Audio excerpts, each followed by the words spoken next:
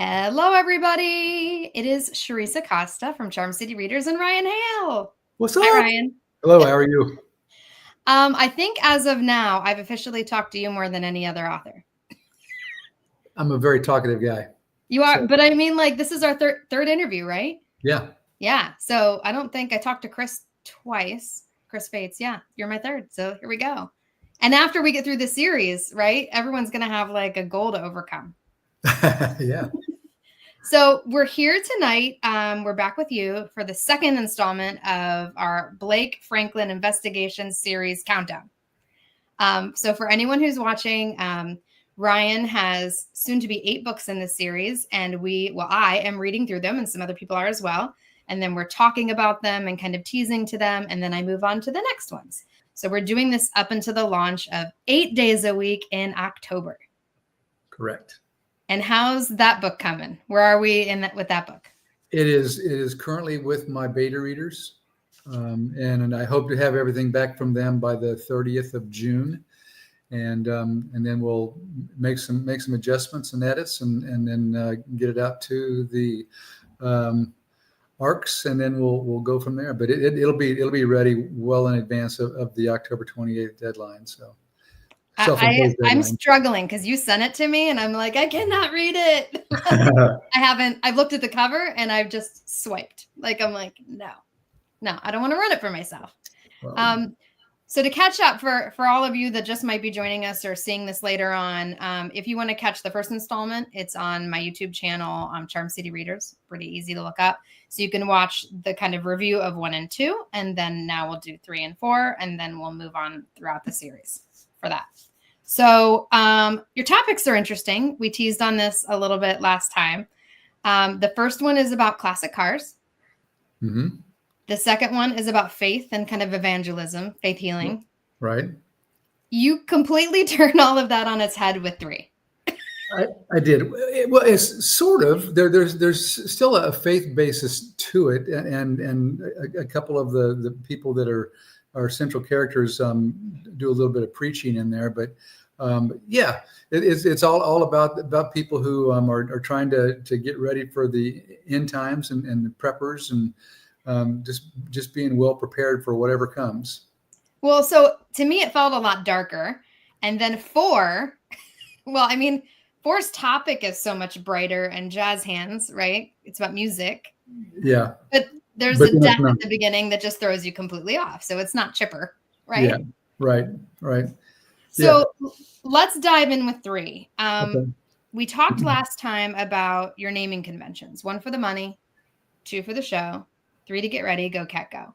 And how most people know that as like a song, right? It ended up being covered by Elvis, Blue Suede Shoes. But that's where most people, I looked it up because I couldn't help myself. Yep. It's originally a nursery rhyme from the 1820s. Correct. And it occurred to me, because we've talked about how quickly you wrote some of these books, that you, especially with these first 4, I don't want to say got stuck with the title and had to back into what that title could possibly mean for the book. So when you were deciding on 3, you knew the title at this point had to be like 3 for the show, or wait a minute, no, 1 for the money, 2 for the show, 3 to get ready. 3 to get ready, yes. How did you get from 3 to get ready to survivalist and doomsday preppers? I just kind of put it together that it has to be about getting ready for something, and then I came up with the idea based on Greek and Roman history about the triumvirates, and I thought I'm gonna bring that in and have a bunch of doomsday people that are saying you have to be a party of 3. And then I had to try and make sense of that, like why 3 and not 4? Why not just 2? So I had to kind of twist that around in my head and make it make sense, and it came out the way it did. I looked that up too, because I was like, did he invent this thing? How did you say it? The triumvirate. So for folks who didn't read the book yet, I looked it up. I have a little definition. The triumvirate is a political institution ruled or dominated by 3 individuals. And typically those individuals have equal power. Or control or something. Right. So when I looked it up, first of all, I was shocked it was a real thing. I just figured you invented it.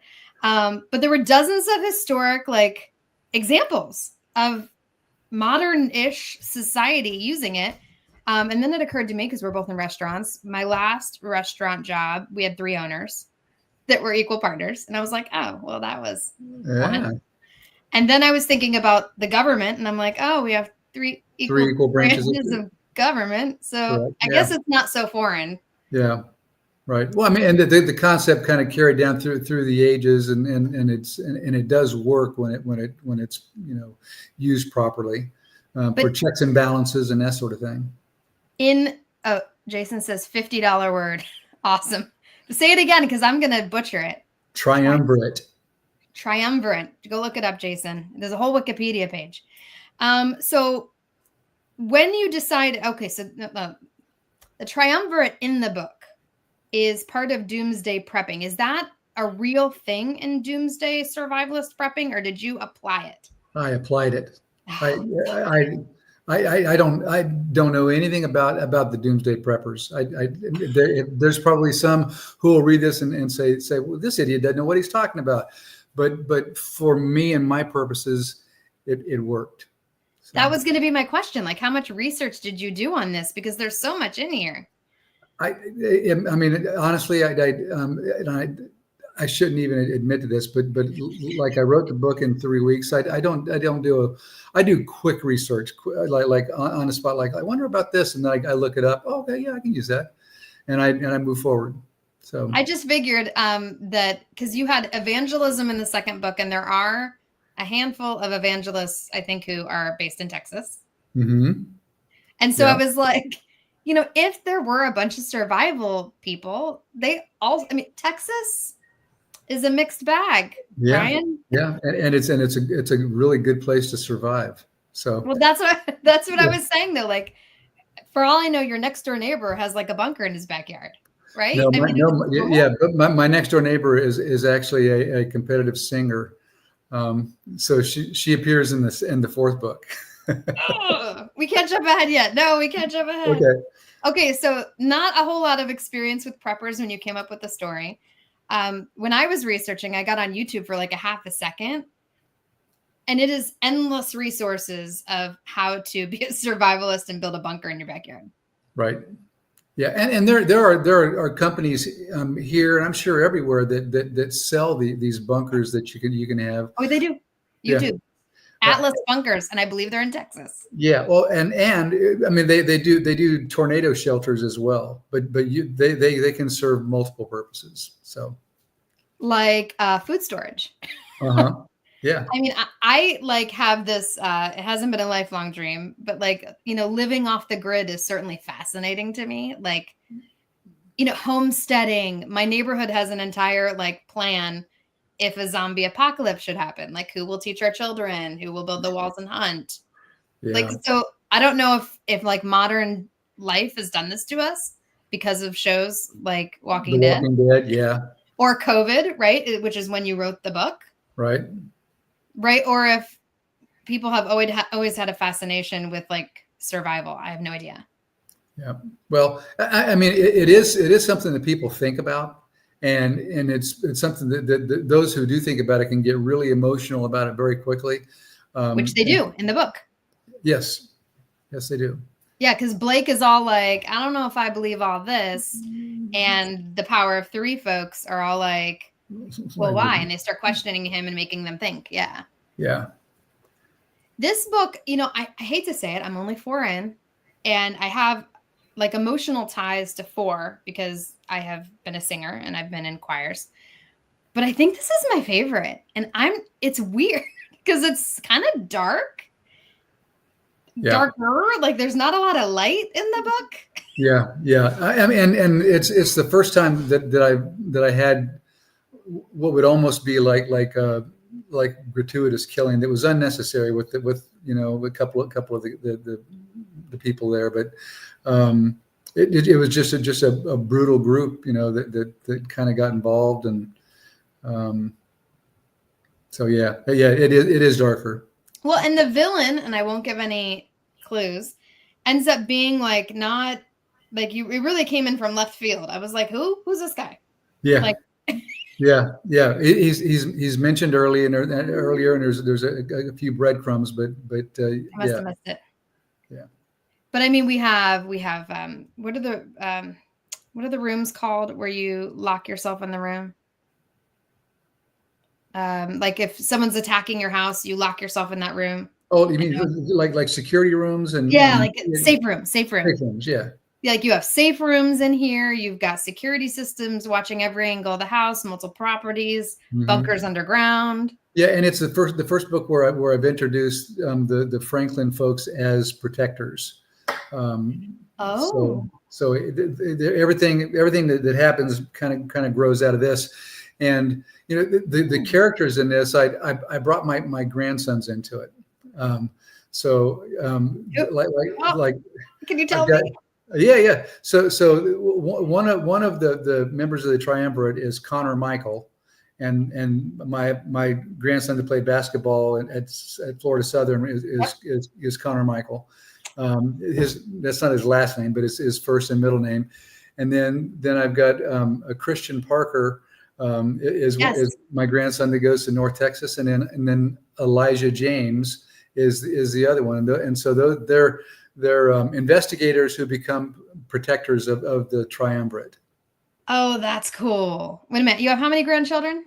I have four grandchildren, but 3 grandsons.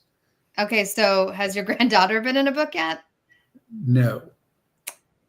She doesn't want to be. What? Yeah. I was just hoping that by putting my grandsons in there, they'd actually pick one of the books up and read them, but they haven't. No, it hadn't happened yet. Give me their Instagram handle. Vampires and werewolves and dragons in my books for my grandkids. There are plenty left to write, so you can token werewolf for the grandson. Yeah, there you go. But aren't they all? They're outgrowing that, right? They're like college graduate, high school graduate now. Yep. Okay, but don't men outgrow werewolves, or no? Well, I don't know. I never grew into them, so I don't know. But yeah, you don't know. I don't know. I guess my only experience is really Thriller, Michael Jackson, and it's like that's yeah. Okay, so I love things that connect things, like we were talking before, and I went to Kent State, and you just talked to someone who went to Kent State and know someone. So I love connections, and I pick up on them. You mentioned Brazilian Jiu-Jitsu in the story, and it made me smile because Colin Stewart, who's also in Charm City Readers, wrote an entire book on Brazilian Jiu-Jitsu, which I read. And again, I was in choir, so like, when would I have ever read a book about Brazilian Jiu-Jitsu? It's fascinating, by the way. It's nonfiction. It's it's a great martial art, and it's sort of the basis for MMA fighters. Yeah. And there's a Joe Rogan. Yeah, exactly. Yeah. It's big time. Oh, Mario Lopez. Oh, is he a jiu-jitsu? Yeah. He is, yeah. Okay. He also likes bagels. In case you didn't know. Hat tip, we know him from. Hi, Mike Esterman, Mario Lopez. I'll tell him he's in here. So I loved that because I've never picked up a book and we just start talking about Brazilian Jiu-Jitsu. But I also liked, you have a character, I think, with autism in the book, right? He's yes. The kid with the trucks. The son that remembers the trucks and yeah. And what I love about that is, like, I don't know, as our civilization ages, like, representation is a big deal. So you have like a very nice character. Often people with different disabilities get portrayed as like the bad guy. So you've got this really helpful, kid who does this really helpful thing, right? And he's token, but you had him in there. Yeah, and he played a very important role in helping him, help Blake get to the truth too. So, yeah. No, I loved it. I just recognized it. So thank you. So given your obviously very deep research on preppers and this book that is currently, I think, my favorite. So if I have to pick a favorite as of right now, it's 3. Like, what's your opinion of preppers having lived through this with them? Do you think they're crazy? Do you think they got something? Probably crazy. Yeah. My preparation is not to remain here forever. My preparation is to get to a better place. Right. Yeah. So if you got to go, you got to go. Yeah. Just be ready. Yeah. Jason, who's watching, I told him that I'd give him a hat tip during the call. He's actually working on like an off-grid project making hydrogen power. So we have a family, some friend who owns a campground, and he wants to power the whole campground like off the grid with hydrogen power. And he's like, I was like, you'll love this book. It's like, it gets into kind of stuff like that. Yeah. Wow. Yeah. I've got a brother that wants to live off the grid. And he's talked about building a family compound, and that's more power to him. But I'm more about, what's that show? I think it's in West Virginia where they have like an acre of land and some goats and no power, and it's like they're homesteading off the grid. That's like my jam is more like homesteading off the grid. Like, how do I take, garlic and make it into 5 different ingredients that last all year? That kind of thing. Yeah. So my West Virginia kin lived off the grid because there was no grid. That's right. There's not a lot of grid in West Virginia. Yeah. My friend Brian, who I actually told you about before we got on the call, Brian, I was talking about you before we got on. He said, "Oh, come on, we're not all crazy." Brian, you are invited to my zombie apocalypse humble abode or whatever when it happens. You can join us. Okay, so let's talk about 4. Okay. 4 twists everything. We go from doomsday preppers and people that think the world could end and what they're going to do if it does end, to choirs and music. Yeah. Please tell me there's someone in your life, or maybe it's the neighbor next door that you mentioned that. Yeah. So my next door neighbor is a barbershop quartet singer. And so she was in a group with 4 girls and their group was part of a larger choir of probably 100 women, and they would compete in these Sweet Adeline competitions, and we went to see them compete a couple times and do a Christmas performance, and I mean it's enjoyable. So I just decided to bring that in. Well, because when I started it, I was like, all right, here we go. It was my first book of yours, right? So I'm like, I love this topic. But there's a murder like in a half a second. Like, show choir, smiley people, lots of outfits, very sparkly, death. Yeah. Lead singer, attitude problem, yeah. And yeah, for those people who don't know, the Sweet Adelines are like a barbershop quartet for women. So you always hear the term barbershop quartet. But when it's only women, it's the Sweet Adelines. And I'm sure there's a historical thing about that. And I didn't look it up and I don't know it. Do you know it? Yeah. And the name that I gave them is a twist on that. I didn't call them the Sweet Adelines I didn't want to get sued, the Dolly. Well, that's just her group is the Dollies. But the overall big organization was the Adelaides. That's right. And it's funny because, again, I read this book first and I was like reading parts of it to like refresh myself for this conversation. And I kept writing Adelaide. And I'm like, that's not the word. It's Adelines, right? Like, but that's why is I had both in my head. Yeah. Go ahead. I was going to say when I was in Toledo, they had a big competition up there, and I had a restaurant that had 400 seats, and so all these big groups would come in. And we would wanted to turn tables in an hour, but when you got a dining room full of people that sing, one group would stand up and do a song, and then another group would stand up and do a song, and it's like they're there for 2.5 hours. It's like come on, it's just spaghetti. Just come on, let's go. I have a very, very clear memory of being in high school, and we went to New York for a show choir competition. And we were out to dinner. So it's like all the kids and all of our parents and the music director. And we start singing in the middle of the restaurant, When I Fall in Love, like full harmony. And everybody clapped. But you know that like half the people are like, seriously? Yeah. Got it. Like, get away from these tables. So you say that and I'm like, I'm one of those. I mean, for the record, I don't do it now. You don't sing in the restaurant, or I don't break out into song in the middle of the dining room. No. Yeah, no. Not yet. But I mean, plenty of life left. I do in my car, and that's the only place that's safe. Yep, the car, the shower. These are safe places. Unless you have my 8-year-old on the back who says, Mom, shh, let me sing. Jerk. And I would call him a jerk to his face. I'm not a horrible parent. I'm like, that's just mean. Okay, so anyone who's done music, though, would love these because there's so much infighting that's familiar. Like, I can't believe she got the part. I can't believe she got the solo. Yeah. And the main character is somebody that was kind of fashioned off of somebody that was in my neighbor's group that was kind of loud, and she was a bigger girl, and just a loud personality. And so I wanted to give her a lot of personality, a sense of humor, and just a sarcastic wit. And I enjoyed writing her because she was like me in women form. Well, that's what I actually was my next talking point was let's talk about Kat. Yeah. Because she is so not likable. Yeah. I mean, at times, but she comes around, but I mean, even Blake doesn't like her. Right. Yeah. Nobody likes her. Yeah. And Tinker's about ready to shut her down. So, yeah. But I think she's so far, and maybe I'm just not thinking of everyone.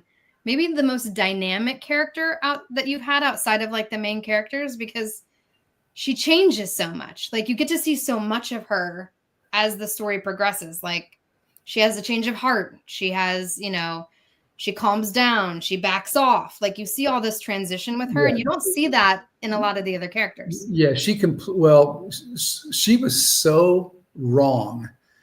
And she was so far off base, and when the truth came to her, the realization just kind of slapped her in the face. It's like, oh my God, I had it all wrong. Mm-hmm. And her hatred and her jealousy and everything was just unfounded. So yeah. I can't remember how old her character is. Was she like 40s, 50s? She's in her 40s. Yeah. She's in her 40s. Oh gosh, she's like my age. Brian says Charm City Readers the musical. I'm in for the Kickstarter. I'm down for it. Yeah, absolutely. Coincidentally, my sister runs a theater in Ohio. Brian, my sister runs Weather Vane.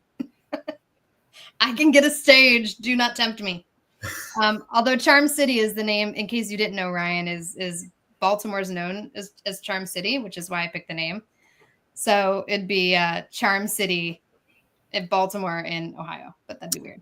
Where in Ohio is the theater? Akron. So near Kent. Yeah. Okay. It's called Weather Vane Playhouse, and it's like a pretty big playhouse for like not a huge city. Like lots of programs. There's a little farming community called Baltimore down near Columbus. Baltimore, Ohio? Mm-hmm. I feel like I need to go now. Yeah. I wonder if they're also called Charm City. They probably are more charming than we are. The last time I was there, it was quite small. Were they all nice though? Because people in Ohio like say good morning and like hello and wave, and it doesn't happen on the East Coast. I'd be willing to bet that they are all nice, but I was driving through it. I never had to stop in Baltimore. Just drove Baltimore, through. Ohio. Now I do feel like I need to go there. I wonder how far it is away. Someone map it for me. It's near Pickerington. I know where Pickerington is, like vaguely. Okay. I went to we're totally derailed now. I went to church camp outside of Columbus for 7 years. So it's called Camp Christian, and it's outside of Columbus, Ohio. And Pickerington was one of the towns like around Columbus. So they divided the state into 4 quadrants, and each quadrant had like a different week of camp. Okay. And I ended up going with the group that was our Southwest Ohio because I couldn't make it one year. So I changed groups. And then for the rest of my time, I went with groups from the other side of the state. All these kids. Do you remember where the one near Columbus was? The camp? Uh-huh. Hold on. Is my mom watching? Because she can tell me. If not, I'll come up with it by like the end of this. It's it's gonna bother me. The minute someone says it, I'll know it. But we'll come up with it and I'll tell you. Okay. Camp Christian. Great. If anyone in Ohio is watching, great place to send your kids. Okay. So back to death and destruction. Yes. Your deaths are not pleasant as deaths aren't, but this one kind of got gruesome. Yeah. I wanted to get creative and abrupt. And, you did. And I managed to pull that off. Yeah. Well, and I think I can talk about the first one because it's literally, again, at the front of the book, right? So I don't have to talk about everything that happens. But like, her throat is cut and she's got something stuffed in her mouth. Her teeth are broken and she's in a dumpster. I mean, ew. Like, Yeah. Your imagination must be so happy. It's to get that out of there. Yeah. I'm like, ugh. Yeah. Yeah. I wanted to make this this serial killer as despicable as possible. You did well. And there are no really pleasant serial killers, but I wanted to make him memorable and somebody that everybody would root for to get his in the end.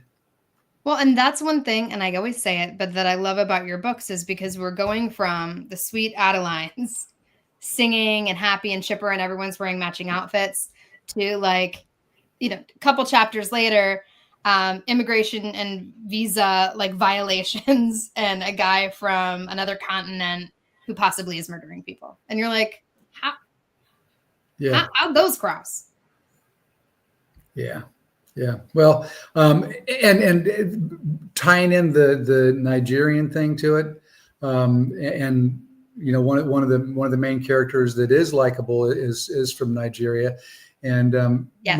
my brother-in-law was in the hospital dying at the time that I was finishing this book, and his nurse was named Charissa, and so I named that character after her.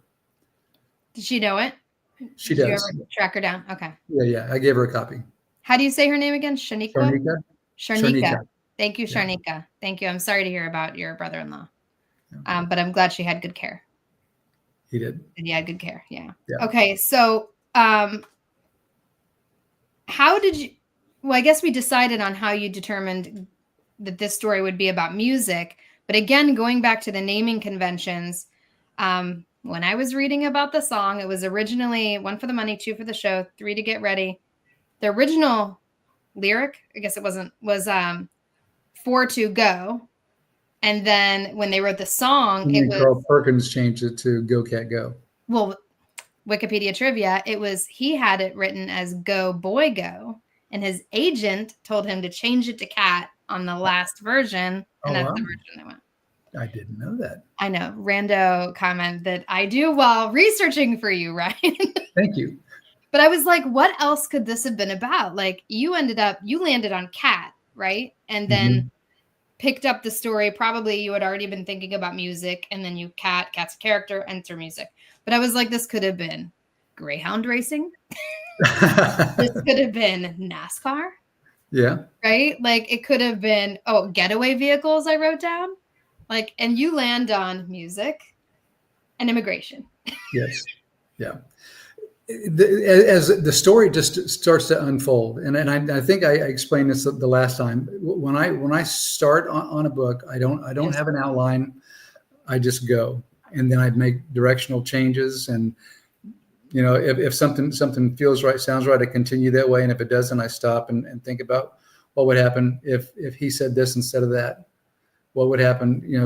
And so the case being brought to Blake from his former girlfriend's husband, just as somebody that is representing somebody who initially says, "Yeah, I killed her," and what of it? Right. So like, "Oh no, I was kidding. I didn't really do that." So it just went from there. Do you think it's unusual, because you obviously network with a lot of authors now, that these were so kind of like written at the moment? Like, I wonder how many writers do it that way, like stream of consciousness versus outline. I've talked to a few pantsers like myself, but nobody that I've talked to has exactly the same process. Yeah. But it just seems to work for me, and like I've gotten back to writing over the last 4.5 weeks or so. So proud of you. I'm so happy for it. I've finished 2 books, and I'm probably 2 weeks away from wrapping up a third, because it's in the Wallingford Heights series. I realized that there was a too long of a gap between one book and the next book, so I wrote another one in the middle, and it's just a fun process, just to sit down and just get creative. So 2025 for me is the year of Blake. 2026 is the year of who's the character in the Heights book? You have Estelle and Clara and Chastity and Marilou, and then some husbands in there too.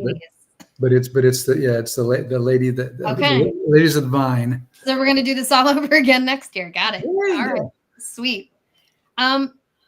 Interesting question, because I wanted to just go deep for a second, because we've talked about the breadth of your characters, the breadth of your stories so far. Is there anything you feel like that you're like learning about humans in writing these? Because you have such great, soulful people and inspirational people, you know, right next to really horrible people. And then you have topics and backgrounds that, you know, some you're familiar with, some you're not. So what are you like learning about people from writing about this wide, diverse crew? I think I'm trying to stick with my core beliefs that people are good. There are some bad people in the pool, but people are good. And if they're core, yeah, exactly, and if they stay true to their core beliefs, like Blake and the people that he works with,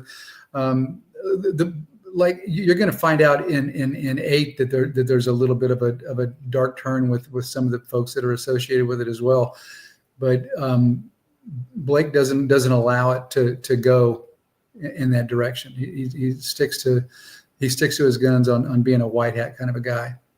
Yeah. And we like that about him though, right? He's he's very genuine. And he's very surface. Like there's not a lot that he hides. He tells it like it is. He shares openly. He shares of himself openly. And that's why I like him. That's why he's our good hero. Yeah. Right? Because we can follow him. So I haven't read the descriptions on 5 or 6 yet. I only know their titles. But I found myself trying to guess what they could possibly be about. Oh, okay. So 5 will get you 10. Gold rush to murder. I was like money, jewelry, bars of gold. Like, you know, I mean, you have gold rush. So, I mean, but I mean, it's also modern times. So it's about a guy that bases his criminal empire on some 1800s bandits in California that were waiting until the people who were mining for gold would come down with their finds, and then they would rob them on the road. And so this guy is targeting Blake's clients that they're protecting, that are signing big sports contracts and movie contracts, and they're getting the gold, and this guy is going after them. Wow. Okay. Well, that is a twist. Yeah. Again, and then 6 degrees of separation, right? Of desperation. I wrote separation because I wanted to. Yeah, it's like the Kevin Bacon thing. It's a twist on that. So 6 degrees of desperation, unforgiving shadow of death. I'm like, yeah. So that one that's about vigilante justice. Digger. Yeah, this is vigilante justice. This is when somebody feels like the court system has failed them because they're focusing on judicial equity and not on justice. Okay, so we're getting darker. Through the rest of the series, is there any more like jazz hands musicals? No. Okay, noted. No, 7 is 7 seals, and that sounds like it could be out of Revelations, but it actually isn't. Is it like Navy SEALs? Yeah. Oh, okay. That was my guess. And then 8. 8 is about about some illegal border crossers that are being trafficked, and nobody will help them because they're not legal citizens. They shouldn't be here. So why should they waste their time? And Blake takes the case. Well, and being a Texan, this is close. Yeah. Yeah, it's a tad close. All right. We see it and hear about it every day. Every day, really. Not anymore. We're so insulated up here in Maryland. You know what I mean? We definitely have like a lot of immigrant populations, but not to the point that you guys do down there. Yeah. Okay. No, we had problems here with them being exploited, and they would find truckloads of people that froze to death in the back of the truck or died of the heat, and it's just horrible. Did you read American Dirt? No. Ooh. It got a lot of both positive and negative press when it came out, and I want to say like 3 years ago. But it's the story, fictionalized, obviously, of a woman and her daughter who cross over, and like everything they have to go through to stay safe. Yeah. And it's really well written. I'd be interested in your perspective on it, just friend to friend. I'll take a look. Yeah. Okay.